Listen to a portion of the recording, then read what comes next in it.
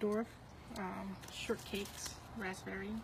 They're producing again right here. I had it earlier this summer, maybe in spring, and then this is the second crop. So it's very convenient in the sense where all the canes are thornless, and they grow right from the base. After harvesting from it this year, usually the cane gets brown. That's the cane that's producing. That means you should cut it after you harvest from that particular cane. We want to keep the green ones. This is the ones that are gonna produce next year. But yeah, they're compact. They're for patio, and they taste pretty decent, I would say.